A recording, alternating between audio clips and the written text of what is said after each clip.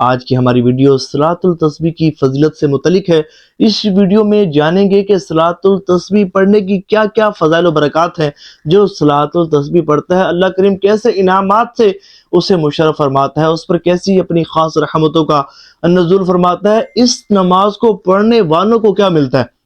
توجہ کے ساتھ سنیے گا، اور ساتھ ہی میں آپ کو صلاۃ التسبیح پڑھنے کا آسان اور مختصر طریقہ بتاؤں گا۔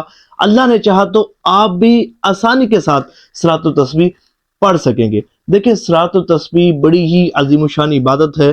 کتب حدیث میں ہمیں ملتا ہے کہ جو شخص ایسا ہو کہ اس کے اتنے گناہوں کہ اس کے گناہ سمندر کی جاگ کے برابر ہوں، اور اگر وہ صلاۃ التسبیح پڑھے گا تو اللہ کریم اس کے گناہوں کو معاف فرما دے گا۔ اگر اس کے گناہ ریت کے ذروں کے برابر ہوں گے تو اللہ کریم اس کے گناہوں کو معاف فرما دے گا۔ اگر اس کے گناہ تمام انسانوں سے بھی زیادہ ہوں گے تو اللہ کریم اس کے گناہوں کو معاف فرما دے گا۔ جو شخص صلاۃ التسبیح پڑھے گا تو اللہ تبارک و تعالی اس کے تمام گناہوں کو، بھلے وہ گناہ ظاہری ہوں، باطنی ہوں، چھپے ہوں، اعلانیہ ہوں، چھوٹے ہوں، بڑے ہوں، صغیرہ ہوں، کبیرہ ہوں، تمام گناہوں کو اللہ کریم معاف فرما دے گا۔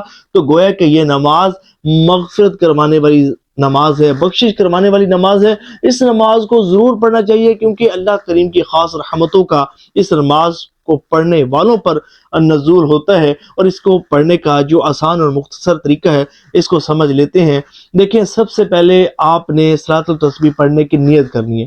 نیت کریں گے، نیت کرنے کے بعد آپ نے تکبیر تحریمہ کہنی ہے۔ تکبیر تحریمہ کہنے کے بعد ثنا پڑھیں گے۔ ثنا پڑھنے کے بعد 15 مرتبہ یہ مقدس کلمات جو کہ اللہ تبارک و تعالیٰ کو بہت زیادہ پسند ہے، اور ہر رکعت میں 75 مرتبہ اور پوری صلاۃ التسبیح میں 300 مرتبہ یہ مقدس کلمات پڑھے جاتے ہیں۔ آپ نے ثنا پڑھنی ہے۔ ثنا پڑھنے کے بعد 15 مرتبہ یہ مقدس کلمات سبحان اللہ والحمد للہ ولا الہ الا اللہ واللہ اکبر پڑھیں گے۔ اس کے بعد جو ہے وہ تعوذ، تسمیہ، سورۃ فاتحہ شریف پڑھیں گے، اس کے ساتھ کوئی سورت ملائیں گے۔ سورت ملانے کے بعد 10 مرتبہ یہی مقدس کلمات پڑھیں گے، پھر رکوع میں چلے جائیں گے۔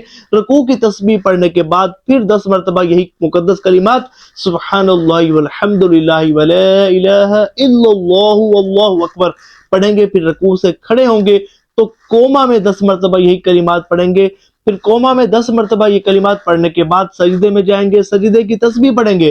تسبیح سجدے کی پڑھنے کے بعد 10 مرتبہ یہی کلمات سبحان اللہ والحمد للہ ولا الہ الا اللہ واللہ اکبر پڑھیں گے۔ پھر اس کے بعد سجدے، دو سجدوں کے درمیان جو جلسے میں بیٹھا جاتا ہے، جلسے میں بھی یہ 10 مرتبہ یہی کلمات پڑھیں گے۔ پھر دوسرے سجدے میں چلے جائیں گے۔ دوسرے سجدے میں سجدے کی تسبیح پڑھنے کے بعد 10 مرتبہ یہی مقدس کلمات پڑھیں گے۔ ہماری ایک رکعت مکمل ہوئی، 75 مرتبہ ہمارا اس ایک رکعت میں یہ مقدس کلمات ہمارے پڑھے جائیں گے۔ دوسری رکعت کے لیے کھڑے ہوں گے۔ دوسری رکعت میں ثنا نہیں پڑھیں گے، یاد رکھیے گا، ثنا جو ہے وہ پہلی رکعت میں پڑھیں گے اور تیسری رکعت میں پڑھیں گے۔ دوسری اور چوتھی رکعت میں ثنا نہیں پڑھیں گے۔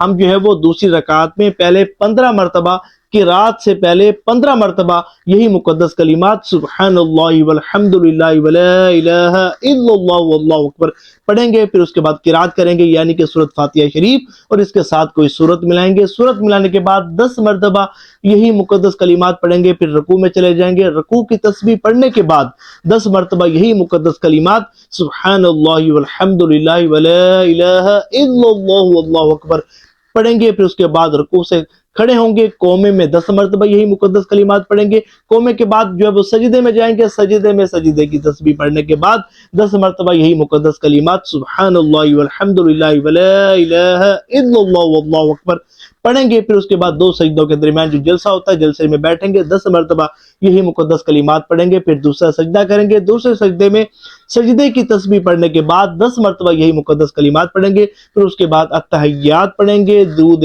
پاک پڑھیں گے، درود ابراہیمی پڑھنے کے بعد دعا پڑھیں گے۔ دعا پڑھنے کے بعد کھڑے ہو جائیں گے۔